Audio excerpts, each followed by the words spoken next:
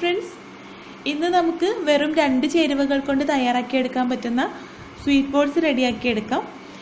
ഇത് നമ്മൾ തയ്യാറാക്കിയെടുക്കുന്നത് ബ്രെഡും ബിസ്ക്കറ്റും വെച്ചിട്ടാണ്. വളരെ എളുപ്പത്തിൽ തയ്യാറാക്കിയെടുക്കാൻ പറ്റുന്ന ഈ സ്വീറ്റ് ബോൾസ് എങ്ങനെ തയ്യാറാക്കുന്നതെന്ന് നോക്കാം. ഇനി നമുക്ക് സ്വീറ്റ് ബോൾസ് ഉണ്ടാക്കാൻ തുടങ്ങാം. അതിന് വേണ്ടിയിട്ട് ഞാനിവിടെ ഈ വലുപ്പത്തിലുള്ളൊരു ബിസ്ക്കറ്റിൻ്റെ പാക്കറ്റാണ് എടുത്തിട്ടുള്ളത്. പിന്നെ 4 പീസ് ബ്രെഡും എടുത്തിട്ടുണ്ട്. ഇത് നമുക്കൊന്ന് സെപ്പറേറ്റ് ആയിട്ട് പൊടിച്ചെടുക്കണം. ഈ ബിസ്ക്കറ്റിൻ്റെ പാക്കറ്റിൽ 30 എണ്ണാണുള്ളത്. അപ്പോൾ നിങ്ങൾക്ക് ഏത് ബിസ്ക്കറ്റ് വേണമെങ്കിലും യൂസ് ചെയ്യാം. ഞാനിവിടെ ഹോർലിക്സിൻ്റെ ബിസ്ക്കറ്റാണ് എടുത്തിട്ടുള്ളത്. ടേസ്റ്റിനനുസരിച്ചിട്ട് നിങ്ങൾക്ക് ഏത് വേണമെങ്കിലും എടുക്കാം. ഇത് നമുക്കൊന്ന് സെപ്പറേറ്റ് ആയിട്ട് പൊടിച്ചെടുക്കാം.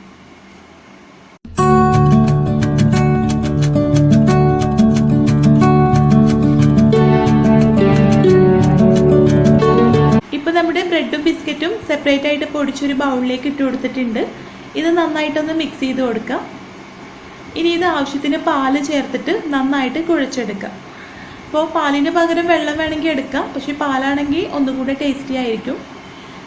പിന്നെ നിങ്ങൾക്ക് ഇതിലേക്ക് മധുരം ചേർക്കേണ്ട ആവശ്യമില്ല, കാരണം ബ്രെഡും ബിസ്ക്കറ്റും മധുരമുള്ളതാണ്. നന്നായിട്ട് മധുരം വേണമെന്നുണ്ടെങ്കിൽ മാത്രം പഞ്ചസാര പൊടിച്ച് ചേർത്ത് കൊടുക്കാം. ഇപ്പോൾ ബ്രെഡും ബിസ്ക്കറ്റും പാല് ചേർത്തിട്ട് നന്നായിട്ട് കുഴച്ചെടുത്തിട്ടുണ്ട്. ഇത് നമുക്ക് ചെറിയ ഉരുളകളാക്കി എടുക്കാം.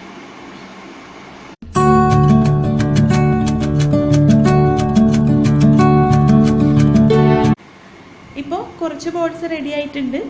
ഇനി ഇത് ഫ്രൈ ചെയ്തെടുക്കുന്ന സമയം കൊണ്ട് നമുക്ക് ബാക്കി ബോൾസും റെഡിയാക്കി എടുക്കാം.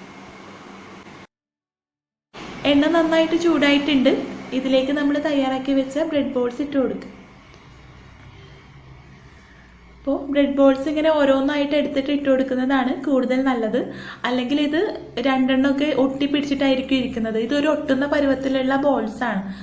അപ്പോൾ അത് അതുപോലെ തന്നെ ഫ്രൈ ആയിട്ട് വരും. അപ്പം അതിലും നല്ലത് നമ്മൾ സെപ്പറേറ്റ് ആയിട്ട് എണ്ണയിലേക്ക് ഇട്ട് കൊടുക്കുന്നതാണ്. ഇതൊരു മീഡിയം ഫ്ലെയിമിലിട്ടിട്ട് ജസ്റ്റ് ഒന്ന് ഫ്രൈ ചെയ്തെടുത്താൽ മതി.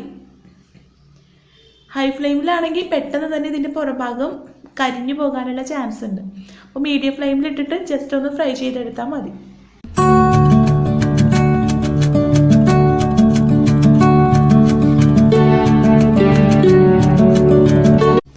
ഇപ്പോൾ നമ്മുടെ സ്വീറ്റ് ബോൾസ് റെഡി ആയിട്ടുണ്ട്.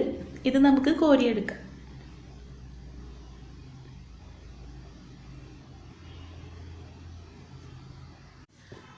അങ്ങനെ കുറച്ച് ഇൻഗ്രീഡിയൻസ് കൊണ്ട് വളരെ കുറഞ്ഞ സമയം കൊണ്ട് തയ്യാറാക്കിയെടുക്കാൻ പറ്റുന്ന സ്വീറ്റ് ബോൾസ് റെഡി ആയിട്ടുണ്ട്.